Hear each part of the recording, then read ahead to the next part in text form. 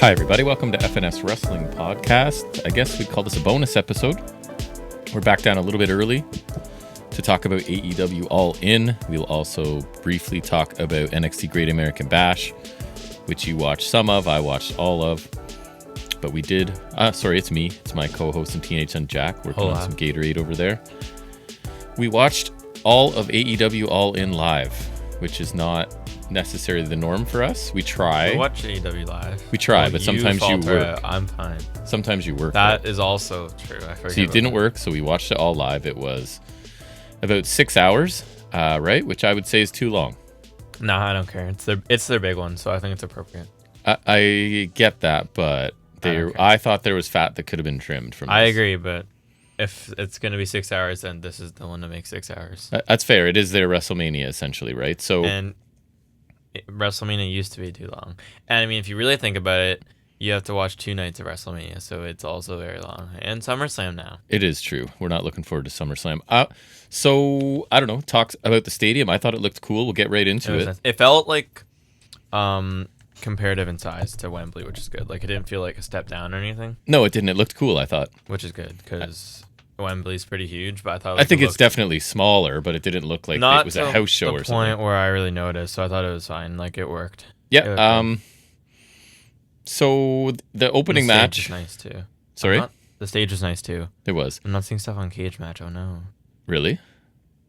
That's crazy. Because we will do a couple things. If we can, we'll do over-under accurate. There's none of it? How's that possible? I don't know. I looked it up, and it's... And we also... All Out. Why is it say... No, I looked up All In, though. And I looked up All In. Why is it saying All Out? So I'll let him figure that out. And I'll figure it out. So we'll do that, over-under accurate, which is where we'll talk about the match, and then he will tell me what Cage Match average is, and I'll decide whether I'm over that, under that, or think it's accurate. We'll also revisit our predictions for this with our certainty scores, which I think I'll have to open because I did it for the one, right? So we'll talk about that to see who won in making their predictions for these two shows. A lot more thought was put into All In for sure. Absolutely. Than Great American Bash. But anyways, the opener for All In, didn't like the choice at the time, and I think I was justified. Why is it just saying the 0 hour? Once we saw the result. Oh, here it is, maybe? Sorry, I'm just working on it. Okay, there we go. I for some reason, like, when I Googled... Well, I'll always Google event title Cage Match, and I find it fine, but for some reason, All Out was coming up. I'm like, of course it's not there, because that's the one we're going to. It is. And then I looked it up on here, and I couldn't find it, so I had to go to the events tab, go to pay-per-views, and, like, scroll down to the date, and so eventually I found it. There's no Observer, obviously, which I kind of expected. That's fine. He's slow. So we'll just have the Cage Match average. They go in out of 10, I go out of 5, so that's an easy conversion. Multiply by 2. So again, opening match trios. I did think it was a questionable choice. And we'll get to the aftermath, I still don't think it was bad. I still question the choice. So it's the Ops defending the trios titles against the Death Rider. So I did take notes for the first couple matches, but I'm not going to... Okay, so these ones... I pulled up TJR's review, so credit to him, just in case I need something to go off of. Yeah, so this match, I don't know, we can get into it. It starts out with all 6 brawling. Hobbs hits a huge delayed suplex, tags in Shibata. The Ops spend a lot of time isolating Yuta, and I thought the pace was pretty slow for that point. And then Claudio finally tags in, exchanged with Shibata. Shibata hits his hesitation dropkick and a suplex and tags in Joe, who keeps control of Claudio. Now Joe ends up on the floor. Kid and Yuta put the boots to him as the ref is distracted. The heels are now isolating Joe, and I literally turned to you and said, why isn't this better at this point, right? About halfway through or maybe a bit more. Yeah. Hobbs destroys all 3. Spinebuster to Claudio. Pop-up uppercut for a near fall. Fans not at all into these pinfall attempts. And that's something with this crowd, I would say. They were very, like, hit or miss. They were very quiet for a lot, and then they would get excited by certain things, but then their default would just be going back to being quiet, basically. Yeah. They did not sustain their energy all night by any means. No. And here it was very low energy. Crowd wakes up because... Remember, Hobbs counters a Doomsday device into a power slam, which was pretty really nuts. Clean, yeah. So things start to pick up there. Joe power slams Kid for a near fall, but Claudio makes the save, and they beat down Joe. The crowd is then... The thing they're most into, I think, was Joe setting up for the Muscle Buster on Wheeler Yuta. Yeah, the Muscle Buster got surprisingly, like, huge. Like, everyone just woke up when he went for the Muscle Buster. And he hits it to Yuta, and the Ops win and retain. He doesn't use it a ton, right? I think ever since the Tyson Kidd incident. Yeah. he tries not to use it. So they retain the trios title after about 14 minutes, which is NXT length stuff. Yeah. And then afterwards, heel attack, and we get chair neck to the ops get written off, basically. Samoa Joe, and Joe's stretchered out, right? I believe, for that one. So, I don't know. Again, didn't like this as the choice for opener. I think I was proven correct by the match. It started out really slowly. So I thought it found its footing towards the end. Like, I thought it was good. Maybe not an ideal choice in terms of placement, but yes, still, like, it was good. The final few minutes were better for sure. The Hobbs Power Slam and the Muscle Buster really got the crowd into things. I probably would have swapped this in the next match. Yeah, I think that makes sense. I think people seem to be pretty into the gauntlet, and I think it would have been more entertaining to start with. I would have been fine if they started with Okada Omega too. I don't know. Just because this whole like triple main event stuff, I don't buy that for a second. I hate when they do that, but that was I don't what even they were bat an eye with that anymore. Yuta being the fall guy was pretty much what you'd expect. I don't know. You might have liked this a bit more than me, but I thought it was solid. Like, I don't think it was an optimal choice, and I wish it was a little more action packed. But at the same time, the styles of the guys involved maybe aren't the most. Like, I feel like ops are good, but maybe you need heels who are a little. Like, I feel like they're all kind of similar, and maybe it's just not a style that meshes, right? Yeah. Like, I think the Blackpool Death Rider guys with the right opponents are really entertaining. Like, we love all of them. Like, Gabe Kidd's awesome, Claudio's great, and I think Yuta's really underrated. And all the ops are great. Like, we've come to really like Hobbs. Yeah, everyone I love Hobbs. loves Samoa Joe, and Shibata is also underrated. This should have been better. I think it should have been better, but at the same time, it's like, maybe it's just not a mesh, you know? Over under accurate. First of all, we both picked ops, correct? We did both pick ops. I'll pull that up while we're looking at and over under accurate. It's also funny. I thought it was funny because while it's not the opener we wanted, it is the first thing on my list. We did put that in order. So if we're going with that, then I think that's optimal placement by me. Anyways, it's a 6.12. So I'm pretty much accurate. I went 3 stars, which would be a 6. It was solid. Like a pretty much an average match for sure. Maybe even if you went a AEW pay-per-view match, it's probably below average. I agree. Not an all-in match. I don't think it deserves fewer than 3 stars. So I went 3 stars for that. We then get the men's casino gauntlet. And as we knew, it is for a title shot. It's basically like a Money in the Bank situation. I think they can cash it in. That's how it worked last time, right? So that's what I'm assuming. I'm pretty sure. With until proven otherwise. And as we knew, it's MJF and Briscoe first, and MJF is going for pins right away. And then he starts whipping Briscoe around by the arm. Briscoe fires up and takes control. Ricochet is next, and I have Jack is pissed because that was your pick to win, right? Yeah, and you didn't like that he was in so early. As I was rightly concerned. MJF and Ricochet team up, which you thought made sense. I thought it was pretty funny. Yeah.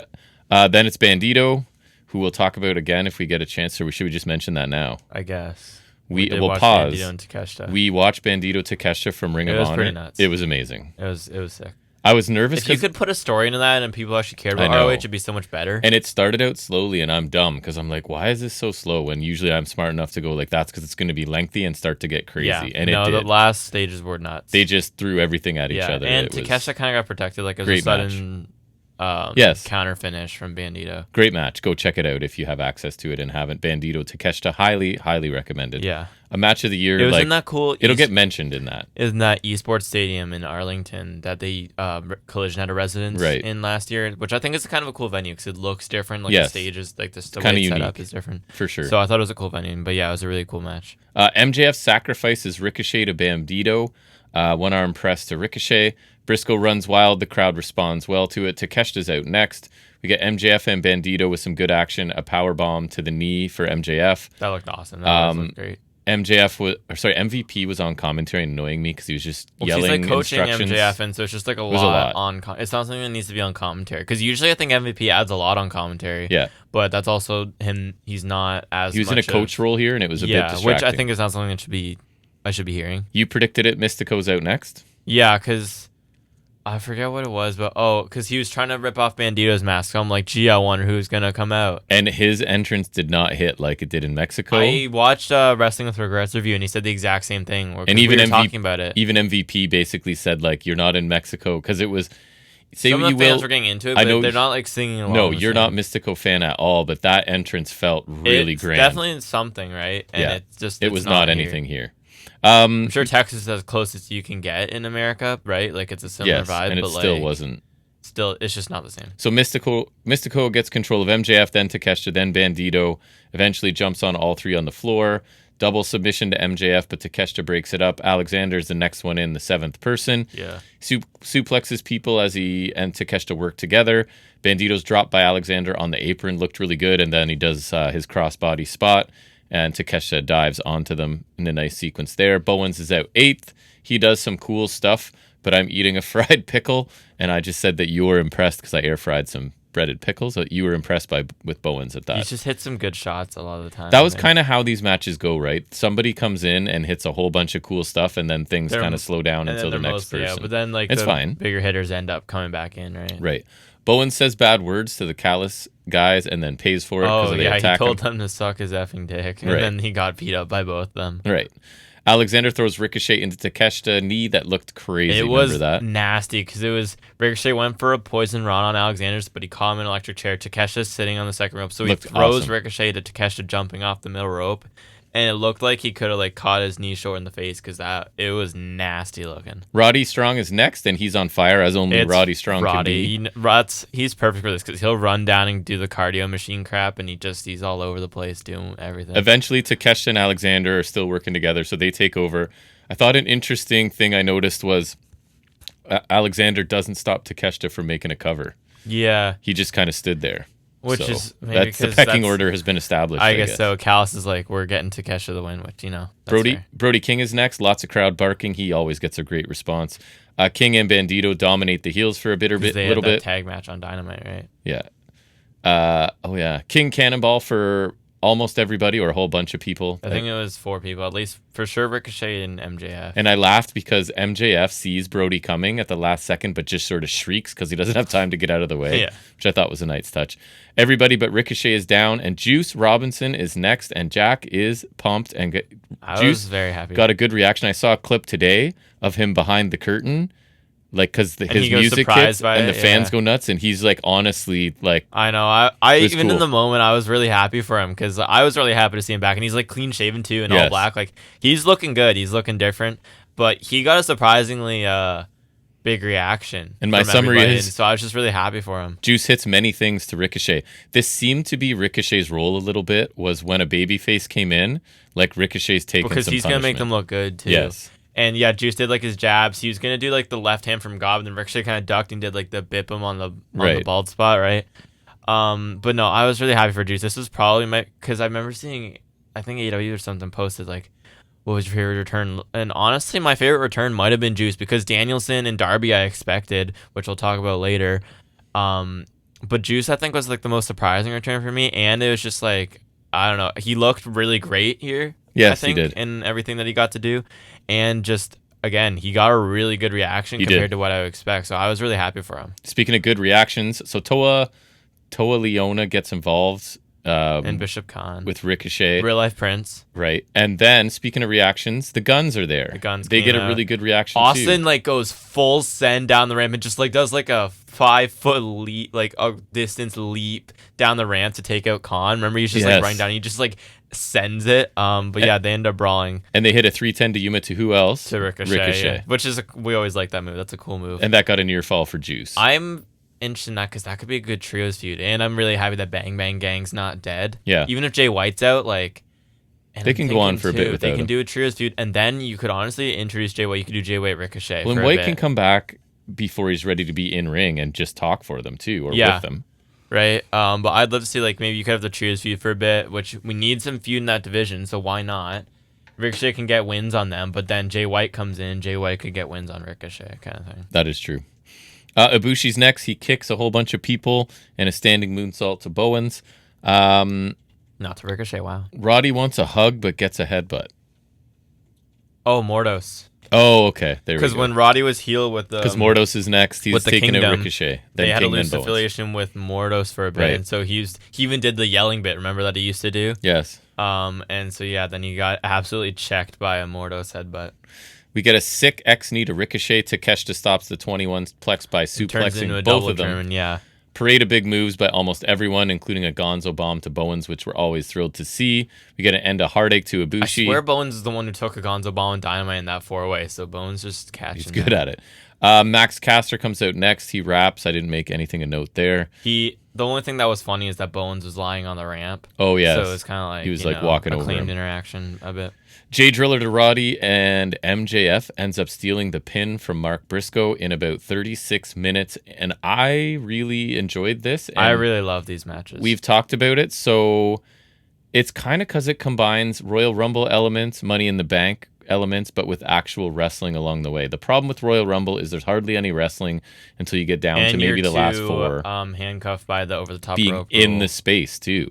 Yeah, like it's 95% in the ring, right? And yes, and the thing about these big venues too is like I noticed this with All In when they did in London last year, or I guess the last 2 years. They have extra ringside space, like the ringside space around the ring, between the ring and the barricade, seems so much more open.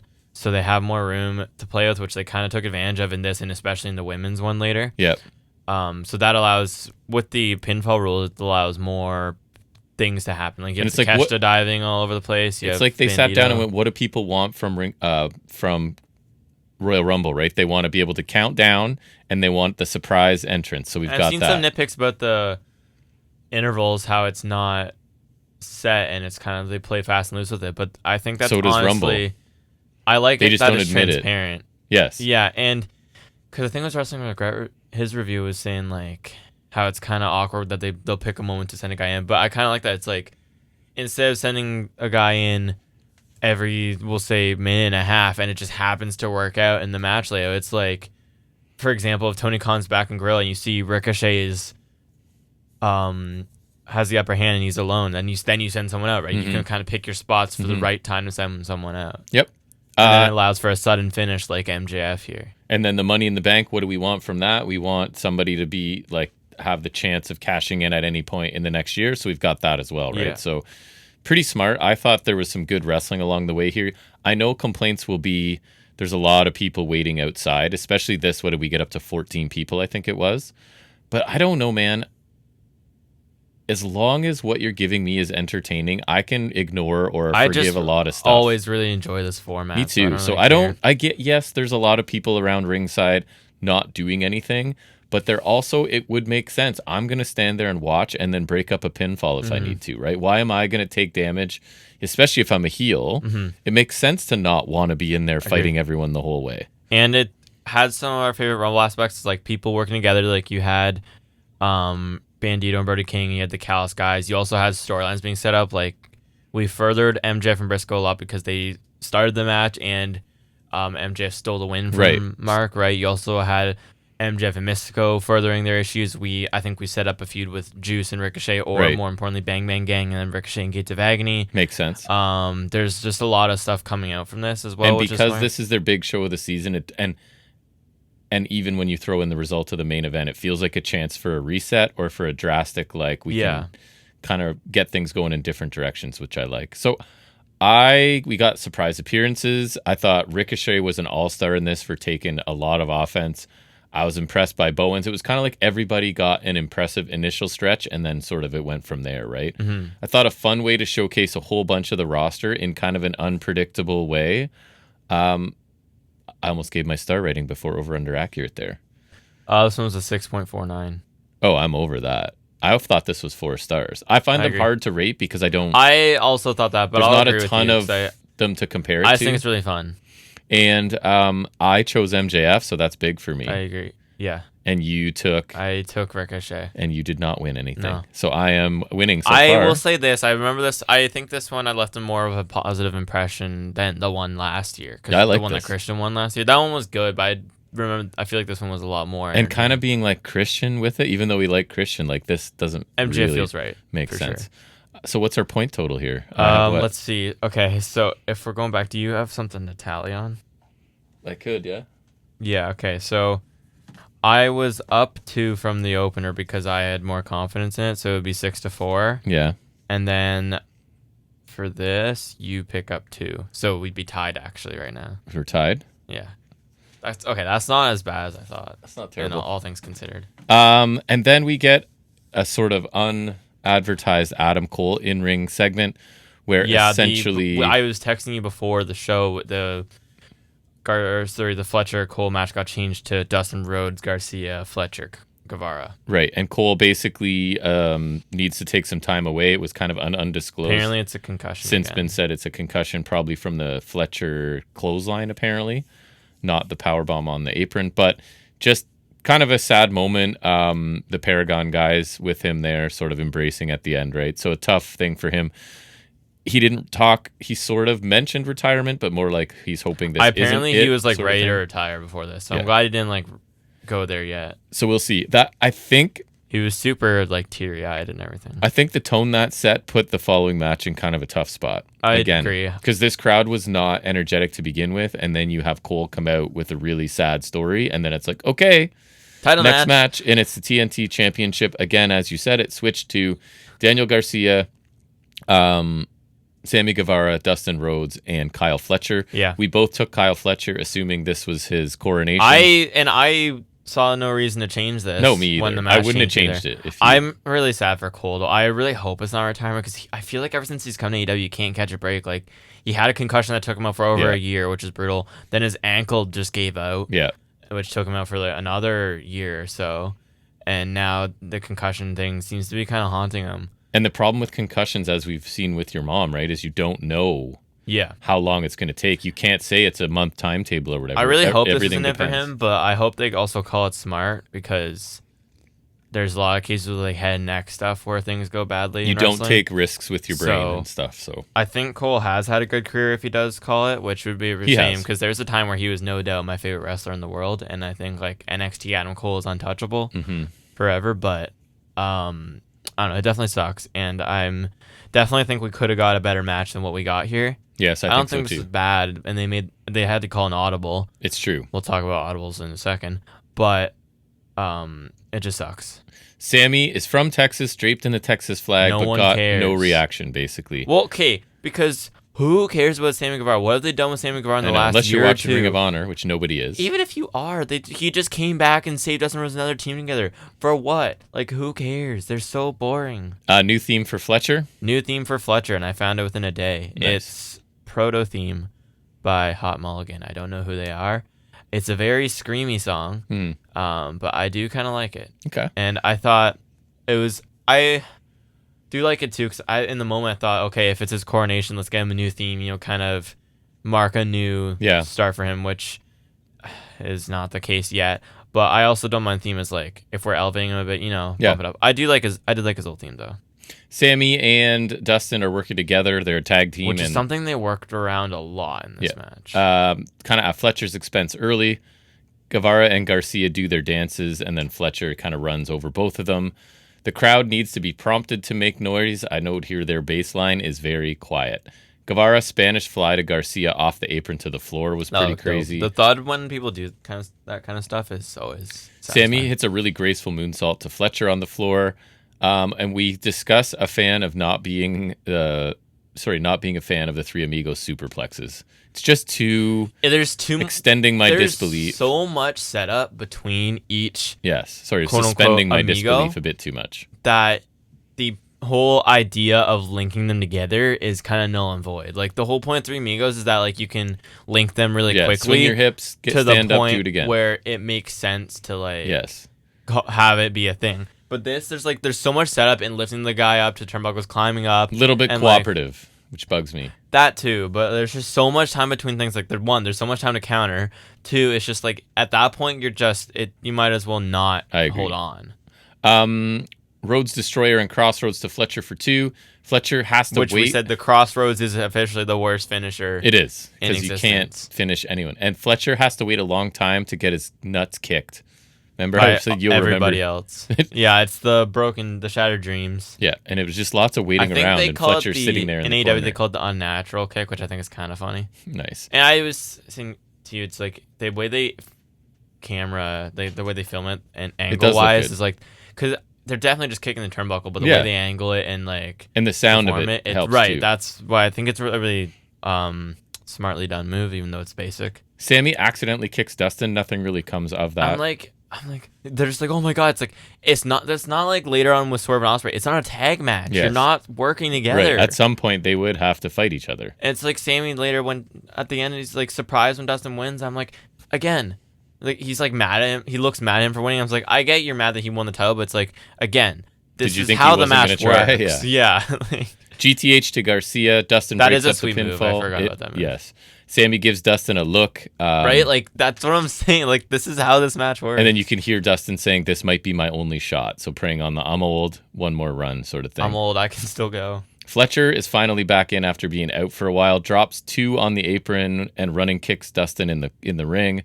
Dustin rolls up Garcia. There's other stuff, but rolls up Garcia for the win after 15 minutes. And you get this single shot with Guevara in the corner in disbelief. That was basically our faces. And Fletcher on the floor as well.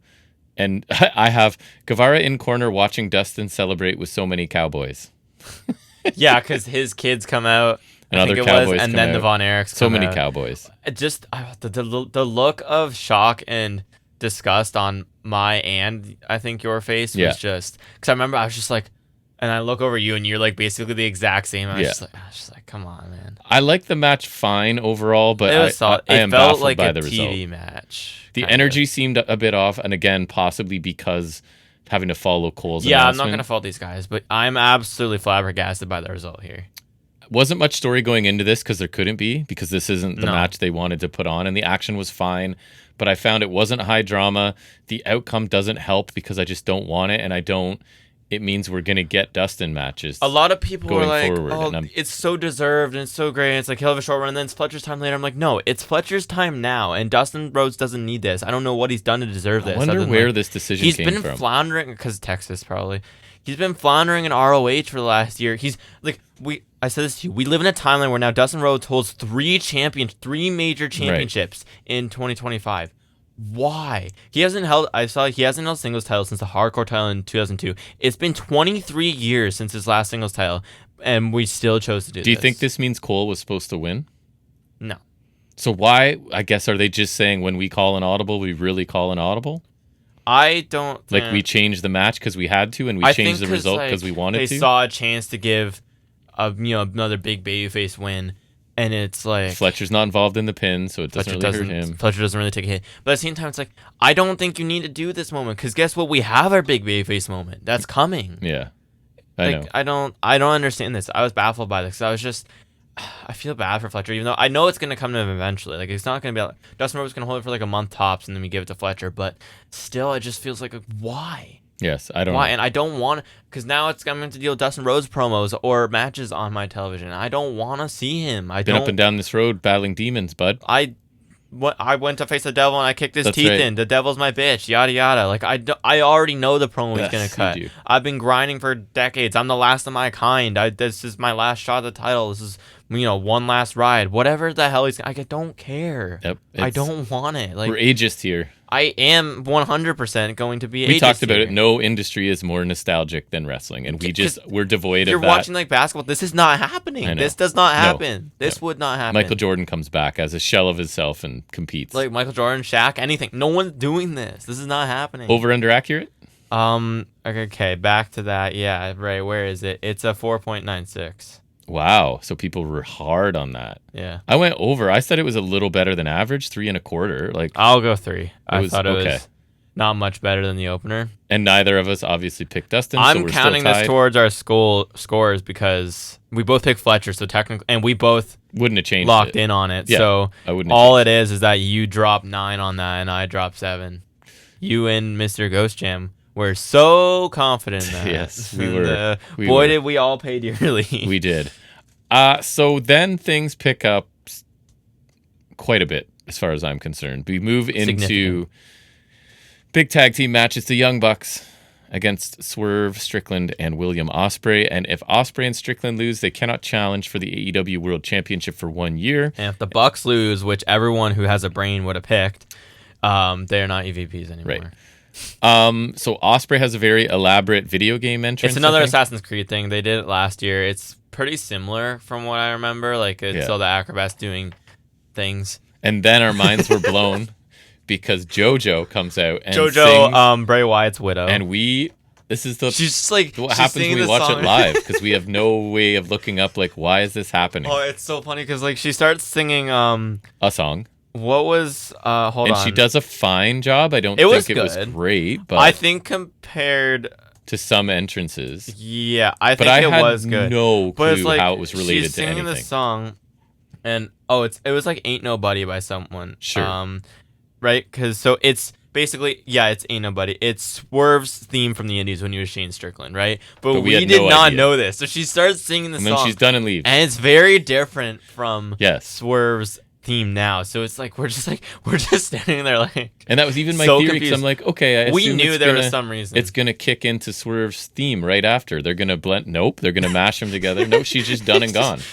It was so funny because like we're just so confused, and honestly, with the context now, like I said, I knew it would be better once we knew the context, and I still contend this is much better than when I think it was again at Dynasty when Swerve faced Moxie. Yes. And he had like the Yes. heavy metal drummer dude. not good. That was horrible because I was like, that doesn't make sense whatsoever. I made a note of that for worst entrance. This at least made sense. So my notes in kind of that, stopped like, because I just it wanted to fits. watch the rest of the show. This at this is point. a match you don't want to know. So take notes Swerve on. gets more of a normal entrance, and then I have unless the singing was part of it somehow, question marks, which I guess think it kind of was. technically. The Pucks get all the pyro in the world, and they're in a giant boat that It I was think pretty they cool. got stuck on for a while. Yeah, it wasn't too bad because I thought it might get like. It looked like Matt was Worse. pushing a floor pedal to try and get it to go. Once you pointed it out, yeah. and they But were they had a stuck on cool top. like where Justin Roberts is reading like some Declaration of Independence Yeah. type thing, and they've Very got like Buck the stuff. colonial music coming. It's the founding father shtick. Yeah. I thought it was really funny. It was a appropriate entrance. For So I them. guess that's the plan. If they're not EVPs, they can just be founding founding fathers.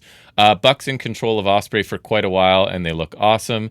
There's a bunch of crazy sequences. There's one where all four of them are down, and the crowd is going bananas. Yeah, because there was a lot of kicks everywhere. Everyone's kicking each other. And we had Stare Destroyers from the Bucks. Then Ospreay and Swerve go adrenaline. We get House Call, Hidden Blade. Everyone's down. And immediately after that sequence was done, I was like, people are gonna hate that. Yeah. And I've already seen that. I've already seen people complain about that. It's like, I'm like, no, that was one of those sequences where I'm just like, my mind was blown after because I was just like, what I just watched. I know. And I thought it was awesome. My only other notes are Nana gets kicked, Hidden Blade House Call combo on Matt Buck for the win Matt Buck. after 26 minutes. What is this, Generation Me? Or That's he was right. Max Buck, right? Yeah, that's right. Max and Jeremy Buck. So babyfaces win, as you predicted, and I didn't. So how many points does that give you? Okay, yeah, let me see what I gained. Because we're tied right now. We're tied, and I have to find it. Where is it?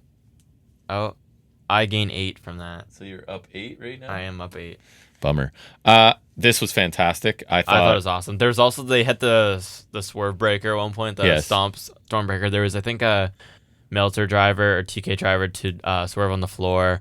Bucks hit pretty much all there. I said like they the emptied Bucks their clip. absolutely emptied their clip and hit pretty much everything you can imagine. There's and a then, sequence where I think Ospreay must have kicked out of the TK driver, the EVP trigger. He probably kicked out of everything, which I saw was another complaint. But again, that was just insane to me. and Swerve and Ospreay continue to look like a super team that have really good chemistry. But what I liked was, because I was typing this out for my shortlist just so I had some notes. And what I liked was because the early stages, they were getting overwhelmed though. It was like, and remember they're on the outside, Ospreay's like, they're kind of like trying to reshape their game plan. Because like Yes. the Bucks are obviously going to get the better of them because Bucks They're are tag like team specialists.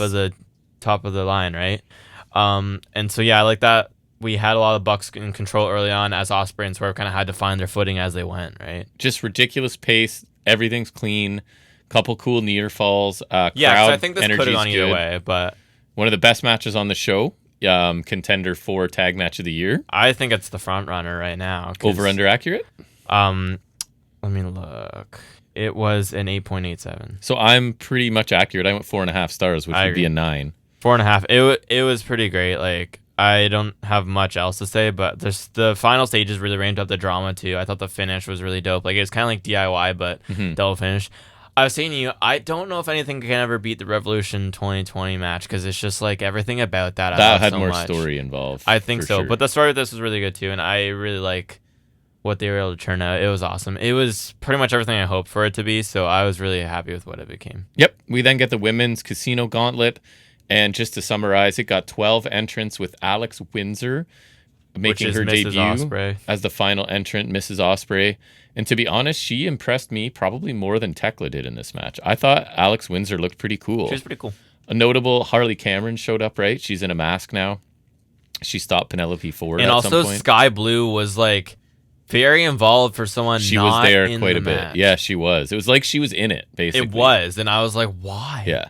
Because she's here with Julia Hart, and I'm like, she's just like, keeps carrying on like she's in the match, and she was in a bunch of spots. I'm like, what are we doing? You'd think she'd want to stay in the back and stay warm in case she was one of the ones to be called, because they don't know. Well, she wasn't dressed for it. Neither was Penelope. Neither was Anna Jay, which is fine. I didn't want them in the match, but you'd think they'd be ready. Yeah, and the heart always wins, That is correct. So Willow. So it's Stat holding Willow for a Bane Doomsday device, which was pretty crazy. Yeah, Bane and Statlander worked together a lot too. They did. The finish comes. We get the O-face to Mina Shirakawa. Athena wins after 27 minutes. I'm thrilled for Athena. She deserves to be a major presence on the main show. I've been saying it forever.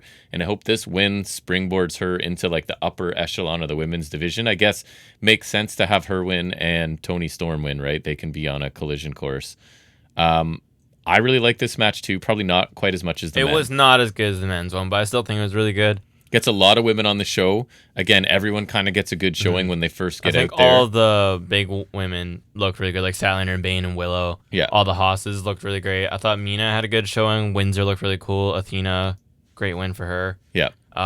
We both did not pick this because I know I took Ruby Soho. Yes. Which I guess her training is not complete yet. So over-under accurate? I dropped 2 on this. You dropped 1 because you took Willow. That's what it was. You're still up 8. No one still gets up any 8. points. Yeah, okay. It just leaves more, I guess, potential points left. Yes. 7.57.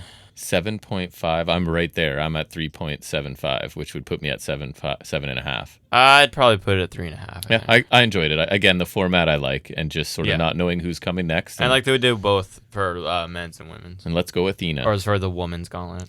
We move into the AEW World Tag Team Championship match. It's the Hurt Syndicate defending against Jet Speed, Bailey, Kevin Knight, and the Patriarchy, Christian Cage, and Nick Wayne. We got Mother Wayne and Kip Sabian there. Only 2 guys are legal in this, right? Which is always like my less preferred way to do this. I mean, to be fair, in AEW, the refs lose control all the time, so it's not really a big deal. I just like having like someone legal for everything, so that you're not tagging it to someone of a different team. I always think it's odd. The live crowd, again, I felt like there was a lull in energy at this point for this one. I don't have a lot of notes. Knight hit a dive on Sabian, and Bailey hit a springboard moonsault to the floor. Lashley shoved Caged into FDR, hit a spear on Christian for the pinfall. This one went about 20 minutes. I don't know, you have any thoughts? Honestly, I feel like of all the matches, this is one of the ones that left the least impression on me. Like I know.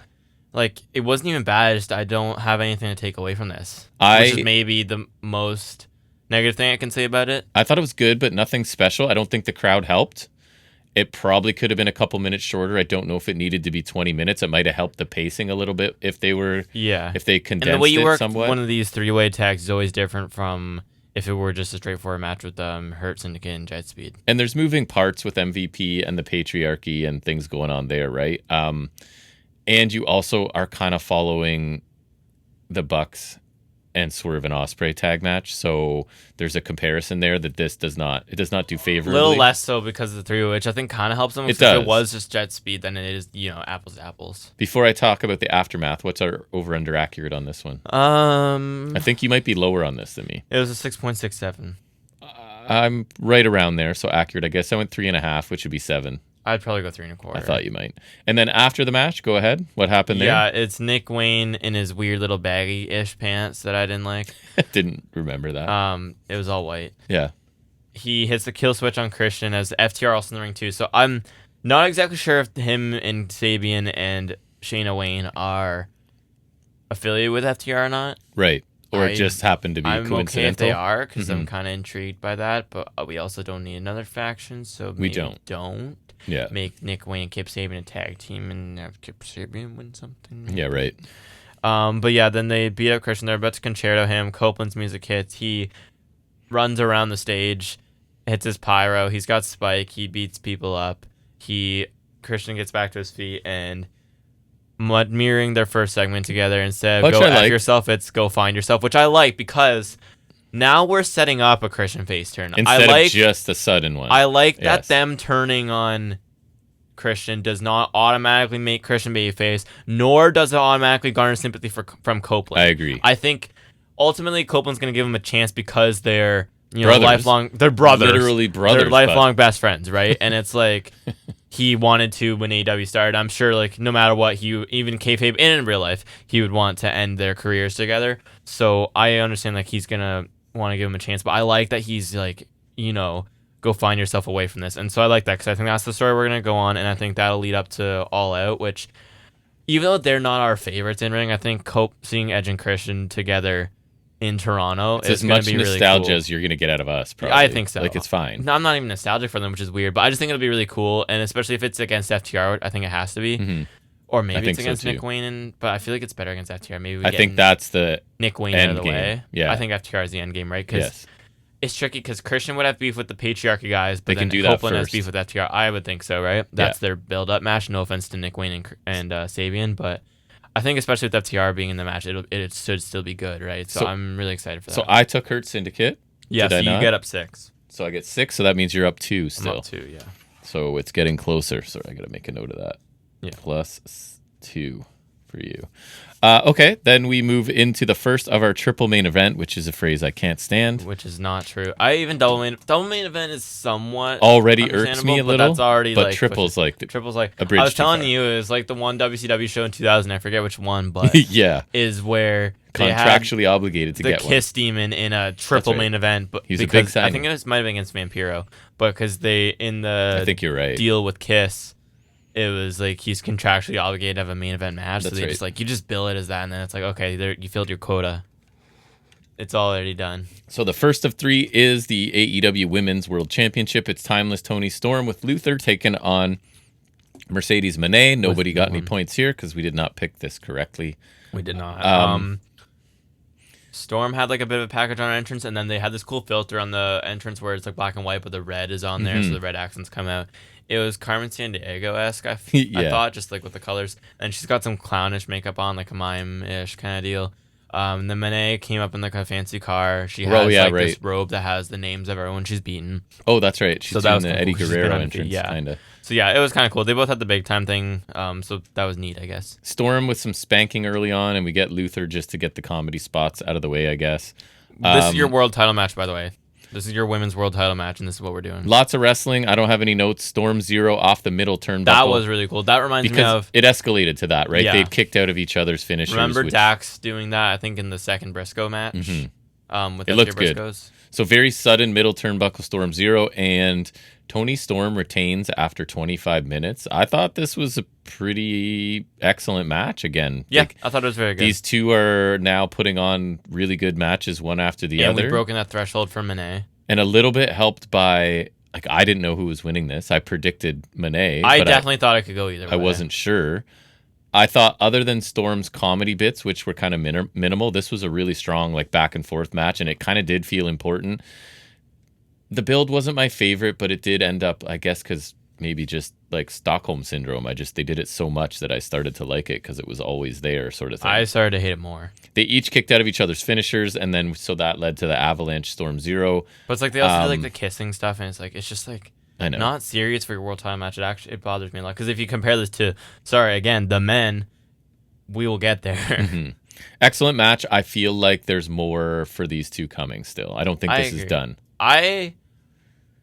I think it's done for now. I could see it being revisited. Yeah, I think I don't think we'll get a direct continuation, but I do think we got it's Athena coming up now, right? I would think. Although that could be any time, but I do think she'll cash in on Storm because I think Athena's heel, even though everyone loves her. I think she is too. Right? Yeah. But this was good. It would have benefited a lot from a strong build. It would have. Because that's the thing. It's like, I don't doubt either their abilities. Like I said, Storm has had some great matches, mainly with Mariah May, but in general, she's had good matches. Even with, like, last year, she had a good match with Deeb and a solid one with Purrazzo. But you forgot she was a main title contender at one point. And Moné had those matches with Statlander, which were awesome. Yeah. But the build was always kind of lacking, right? Yeah. So that's the only issue with both of them.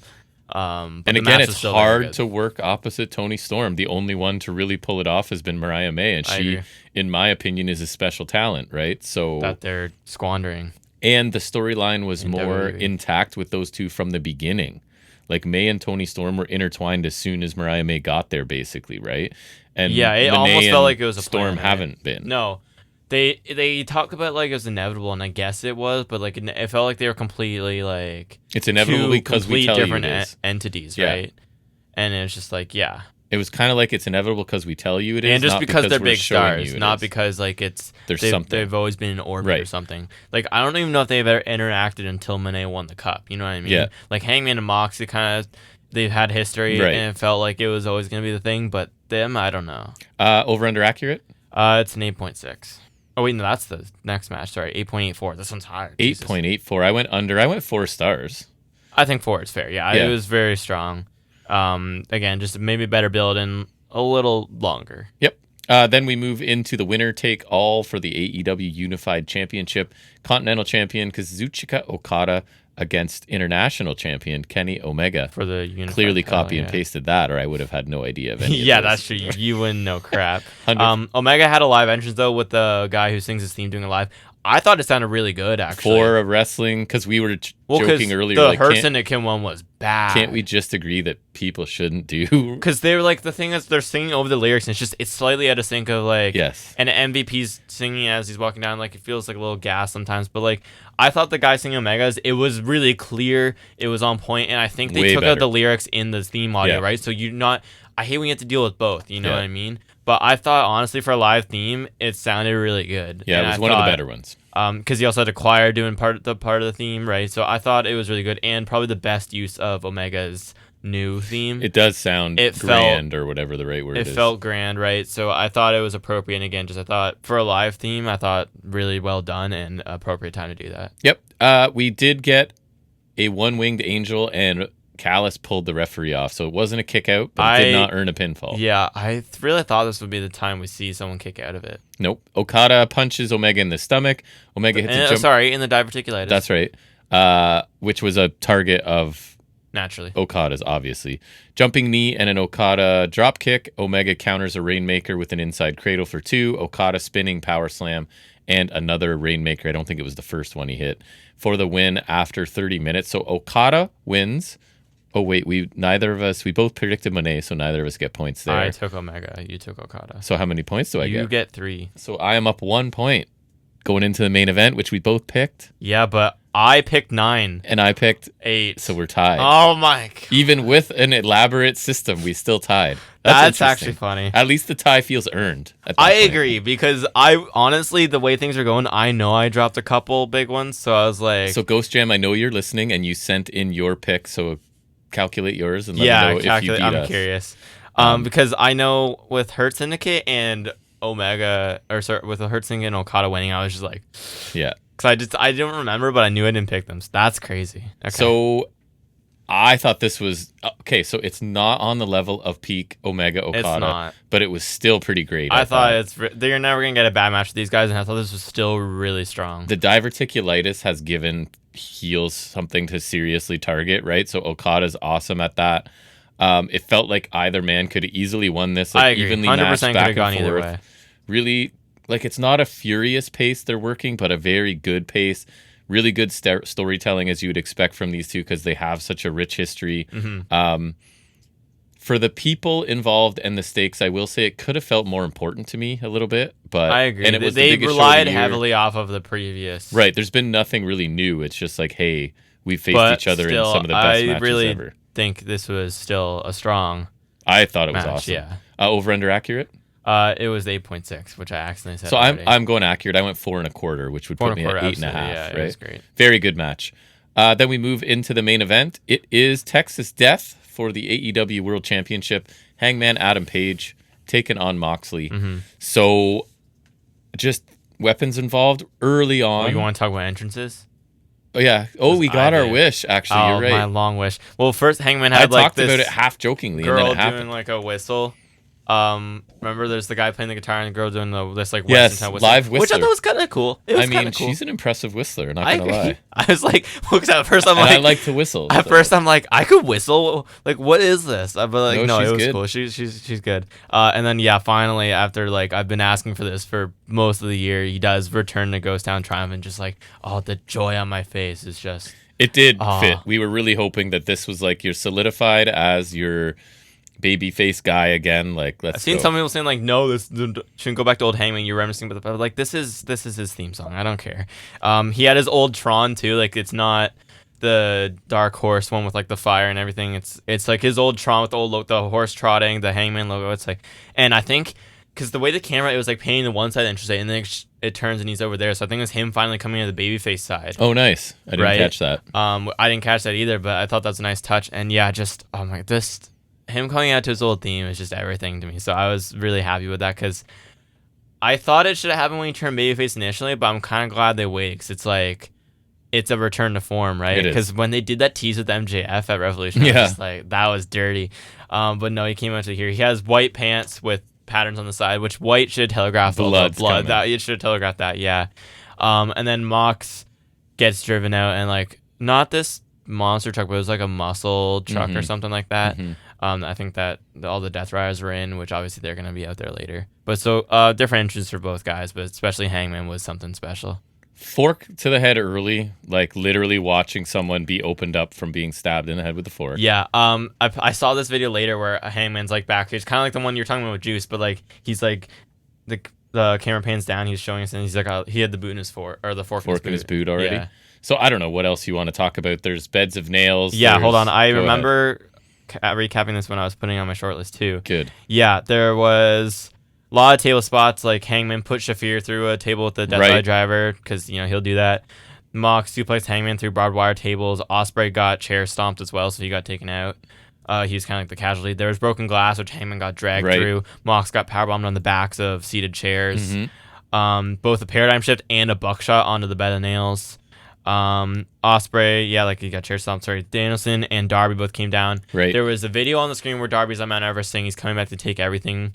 And then, but it was Danielson then, wasn't it? Someone comes in a Blue Panther mask against Danielson. I thought this was funny. So apparently he recently got like a letter from WWE just telling him to stop doing the yes chants a day before this. I saw it. And he did it anyways. Boy, did he ever. Yeah. He just went for it, which I love.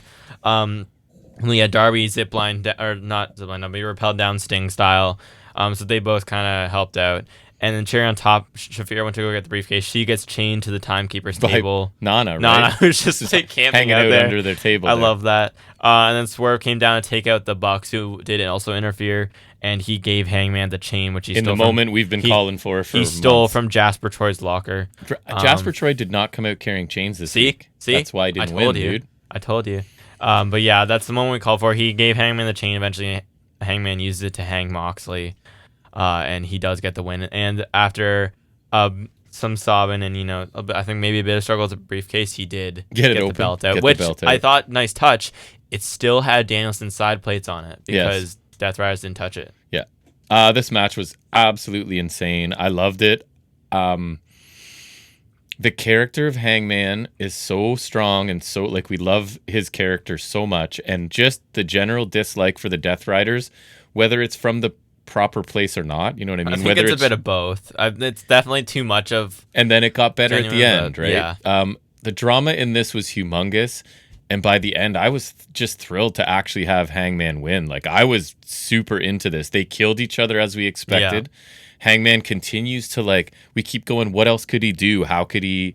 It's and almost like one point where he has to stop doing these matches because how can he follow his own? Well, yeah, because the last time he did it with Swerve was the Staples, right? Right. And there's the cage match, even if you want to include that. But there's so many times where this could have been over too. Even one where Shafir picked up Moxley, that should have been it because I think that was the day I threw the table. Yeah. And you were like, that's it. But no, Shafir picks him up, right? I think the drama was appropriately high. It really felt like a battle of good and evil with the crowd, and this is sort of a shot I'm taking at WWE at times right now. The crowd actually supporting the babyface and hating the heel. Yeah. WWE right now has a problem where everyone cheers everything. Popular. So it's this. That would take away from this a little bit, but this was professional wrestling executed at an elite level. Even though, to me. No pun intended. Even though Death Riders haven't been perfect, like I've been saying, they really stepped up their act when it mattered most. Yeah. And I think the story heading into this match and this show was really all I could ask for. I love this. In terms of short term, I absolutely love this too. It's just there's not enough words to describe how much I loved it because I think even the Young Bucks said it too, and I loved it because it's just AEW's at their best when I think. The Elite in general, but especially when Hangman's at the forefront. They seem to do their best work when it's Hangman. And like you said, the character of Hangman is so interesting and deep, nuanced, deep, compelling, and he's just so entertaining to watch. Like his journey from, if you trace it back, like his entire journey in AEW pretty much feels like this one overarching story. Maybe it's not always linear, because I don't think it always is. There's not always a grand plan, but I think there's a lot of his AEW story is like these massive chunks. So you had him lose the first world title match to Jericho, and he's on that self-doubt journey. He distances himself from the Elite, and then they go super mega heel, and so he's the only one to take them down, and so he finally beats Omega, right? And he's champion. He loses that. Then you have fast forward to the Swerve feud after there was also the whole Blackpool thing when he got concussed by Mox, also by a lariat. So it's not the first Adam to get concussed by a lariat. That's right. But we had the Swerve feud, and that made him go mad, and we had the year of his heel run, which even still, like, heel Hangman was great. And I remember I was hesitant about that when he was kind of like tweening, and then he turned heel full on, and I think, again, that was honestly some of his best work. And he's a flawed human, and he has some self-doubt, and he has some anxiety, and he's just relatable, and he plays it so well. And I think it's so hard to do a natural swing back to babyface, but I think it worked really well. And I think it helped that he feuded with a guy like MJF, who's super heel, which kind of helped. The Swerve moment was awesome. The returns were expected. Like they don't. But really they're the add right anything ones to though. me. But they were. It was great to see Danielson, especially. I like that they're not cameos just for cameo's sake. Because I was saying to you, because the rumor you were telling me was Sting. Yeah. And I was like, if there's no Darby, it really doesn't make sense because Sting. It was all Death Riders related people. Right, like Danielson. The last we saw him on television, he's in a bag. Was his head was in a bag and he was getting choked out by his former faction, right? The last time we saw Darby, he got beat up, and Rampage got sent off the air, right? Yep.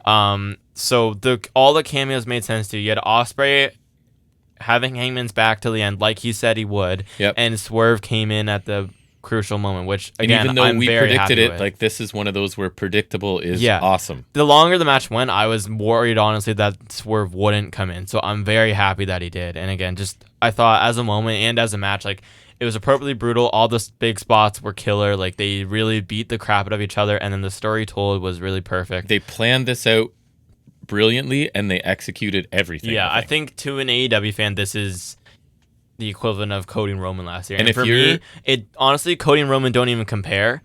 No. For me, but that's, again, preference. And if you didn't like this, either it's because you don't like ultra-violent blood, that's fine, or this just isn't for you. Yeah, right? But this was everything I wanted. Over under accurate? It was a 9.62. So I'm pretty much accurate. I went 4 3/4. I agree. Like, I mean, I'm very stingy with the 5 stars. The only reason I don't is because, like, I don't even have reasons usually. I'm just like, I'll know it when I see it. Yeah, that's Forbidden Door, Ospreay, Omega. For me, it was Hangman Ospreay too. Yeah, but because that's like, I'll always prefer a wrestling match over a match like this. But there's really nothing I can complain about this. Like, it's very close to a 5-star, and maybe at the end of the year I will change that. So match of the year contender easily. Absolutely, it was everything I wanted to be, and I'm very happy with what it turned out. Me too. Okay, so overall thoughts. I went with math. Busted out the calculator, took everything, averaged it out. It's saying it was, I think it came out to like 78%, which is at a Canadian B+ show, and I would have to agree. There were some things that didn't impress me, like there was a couple average matches on here, which AEW pay-per-views sometimes don't have, so that dragged things down. But we got, honestly, tag and singles match of the year contenders, right? An awesome Okada-Omega match, an awesome women's championship match. So I think it's not quite A-level for me because I do think they could have trimmed the especially fat. for the biggest show. Like you said, the 4-way tag team to me, and even the trios were kind of underwhelming. But overall, a B+ show. I was very entertained. Again, AEW delivers in terms of I pay for these shows, and I haven't regretted it.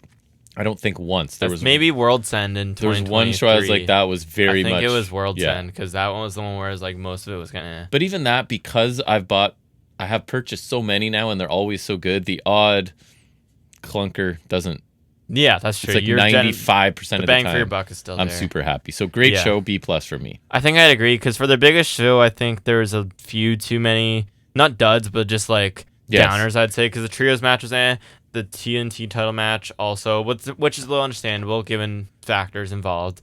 and then probably the 3-way. But like, I really enjoyed the gauntlet match, the men's gauntlet. I thought the women's gauntlet was pretty good too. The tag match was fantastic. The women's title match was really good. Okada Omega really good.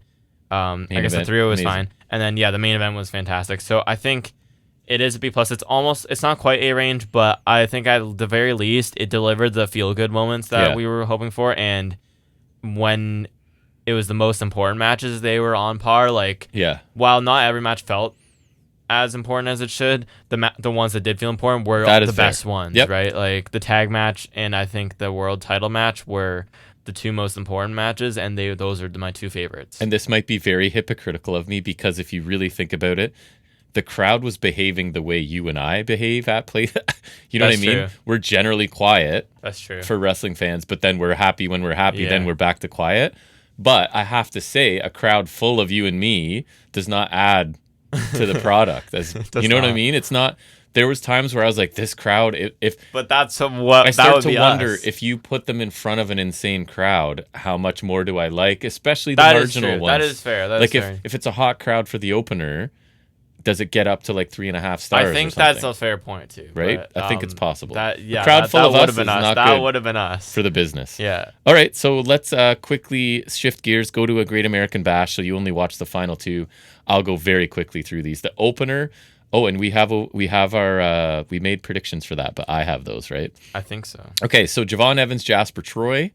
You were wrong. You picked Troy. I picked Evans. Evans won this with, I think it was a roll-up or inside cradle or one of those. It wasn't his finisher. I did see the finish on Instagram. Yeah. Just under 14 minutes. I was actually pretty pleased with this, considering the experience level of Jasper Troy, which isn't much. It was a lot of Troy targeting Evans' injured midsection, and I thought Troy did a convincing job. He used power moves, right, to just methodically attack Evans' ribs. Evans sells well, and he got his chances to like have those flurries of athleticism like he does. I'm happy that Evans pulled out the win, and it over-delivered. Me too. I mean, I'm wrong, but I don't care. I don't want Javon losing. Oh, can you pull them up in cage match? Because I star ranked these as well.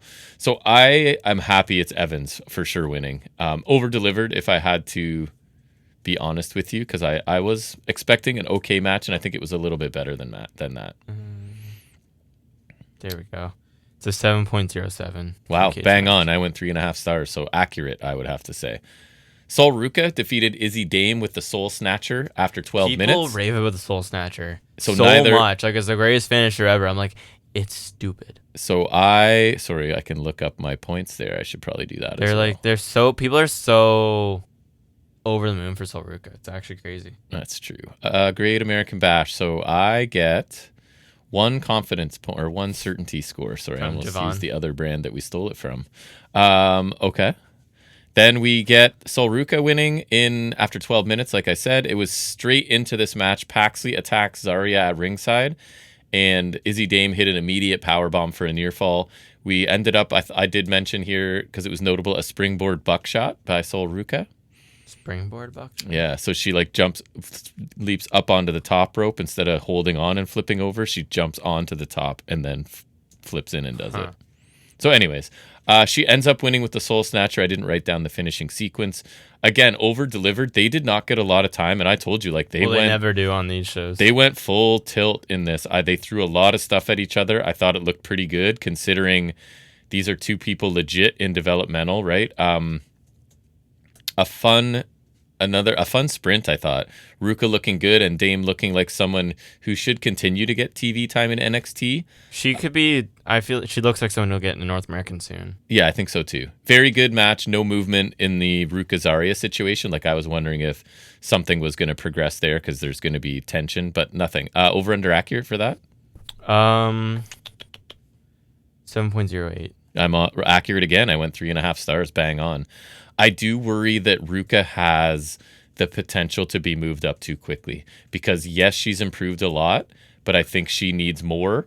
And her look plus that finisher, I don't know if they can resist, like, just bringing her up. I don't like her finisher. It's so, like... It feels so cooperative and dependent on the person. And also, like, if she's doing it, like, the top rope one, which looks cool, that's more impact to her than the person she's hitting. And I think sometimes it's not going to go perfectly. It's not. No, it's... And Athena's O-face, I don't love either.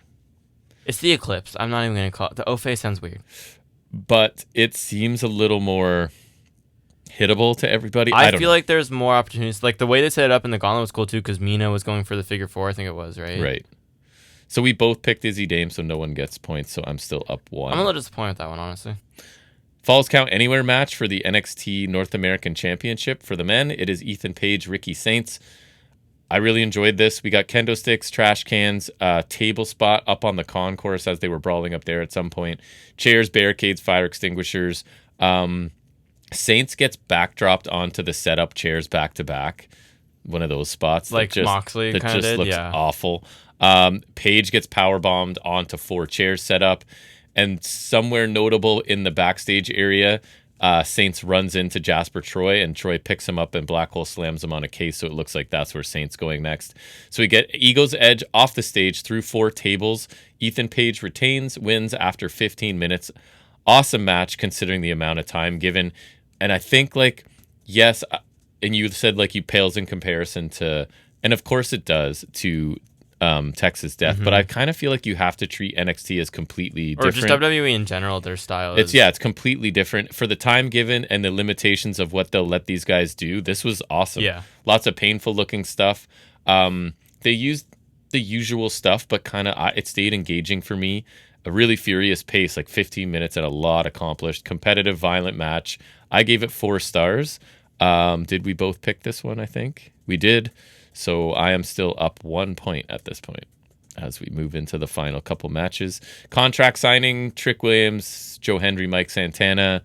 It ends up, long story short, with a double power bomb to Trick through a table. The faces send him through. And then Dark State show up and attack Hendry and Santana ends up taking the whatever their special power bomb thing. Not shield bomb. The dark bomb. And earlier in the show, not that I'm talking about any of the segments. Can they call it the state of address? I think there was a little glitch in some Jordan Grace thing, and Dark State sort of showed up, so it was kind of teasing that they were going to make an appearance, but I'm not really talking about the segments or interviews. Then we get the NXT Championship, Oba Femi defending against Yoshiki Inamura. Josh Briggs is at ringside doing exactly what I predicted he would do. So Briggs gets a belt shot to Femi near the end. Inamura didn't see it. And then he actually tries to get Inamura to use a chain. Inamura is the honorable guy, so he won't do it. So he ends up losing to the fall from grace, obviously, from Oba Femi. This went 13 minutes. I thought it was a pretty good Haas fight. The crowd is really behind Inamura. A very Smash Mouth style match. Inamura is like a fun experiment as a challenger, right? I think they're just seeing what they have with him. Gives Oba Femi another successful defense, gives a new talent a title shot. Inamura gets, I've said it before, none of his stuff is very sophisticated or complicated. He has a splash as his finisher, right? But he gets a lot out of it, right? Like, and the crowd really connects with this guy, and I feel like he's getting in better shape as well. So we'll see what happens. Over under accurate on that one? 7.9. 7.9. Wow. So that's like a 4. I went under. People level at Oba. I went 3.5. I thought it was good. And we both picked Oba, so I'm still up 1 point. And then the main event, which we both picked, right? So I win by 1 point. I believe Long story short, Jordan Grace and Blake Monroe. So you were here for this match and the match before. You were I there. just didn't watch it much. Fatal Influence, JC Jane, Fallon Henley with Jasmine Nix, who gets involved, 3 or 4 times in this match before... She was involved in the finish. Somebody comes down and takes her out. Masha. Oh, right. Masha Slamovich from TNA shows up. Babyface Masha. I thought this was surprisingly basic, and honestly, this felt like it could be just the main event of an NXT show. Yeah, it was. I looked up a few times, and it's just like nothing really caught my eye. And Blake Monroe is just not it. So her finisher is, like a crappy version of Dean Ambrose's move. Oh, I thought it was like Drew McIntyre's. No, because he'll land with them like in between his legs, and okay. But hers was more like Dirty Deeds. So it's Grace backfist on JC Jane, and then Monroe hit the double underhook DDT, right? I guess. So JC Jane takes the her old pinfall. finisher wasn't exactly complex. It's just I don't know. This wasn't it. 16 minutes and 30 seconds about. I thought the final few minutes were better, but it didn't feel much different than a TV main event, like I said, and Monroe just feels different from Mariah May, and in a not a good way. No. Like, I don't know. It's almost not the same person. because I would have said like she's close to being undeniable. Do you know what I mean? She is a star. If you give her stuff that's not, one, not that good, and two, not that inventive, and three, overly scripted, might not be in her hands, I guess. So over under accurate for this one? This one was a 7.23. Nope. I went 3 stars. I thought very average. Nope. So I win the weekend because we tied all in, and I won this by 1 point. If that's what you want to call it. Math says this was a B- show, and I think the men's North American match was really helping that average. I think both North American matches were the highlight for me because Ruka and Dame just like went at it for 12 minutes, and it was pretty good. And then the Starks page was awesome. And the main event I thought was really disappointing and should not have been the main. I get it. They had to put Monroe in the main event, I guess. And that's her in-ring debut, and it was like, okay. Yeah, which I know she can do better. Yeah, for sure. Okay, I think that's going to wrap this little bonus episode out. Thanks for checking us out. And if you'd like to comment on what you thought about any matches or star ratings or anything like that, let us know. If you haven't checked this out before, we'll be putting out our flagship episode. We do it every Saturday. We talk about Dynamite and NXT and Raw and news and trivia and other stuff. So come check us out if you haven't before. We really appreciate any time you spend listening to us talk about wrestling. We will be back here on Saturday for episode 261. And until then, everybody, take care.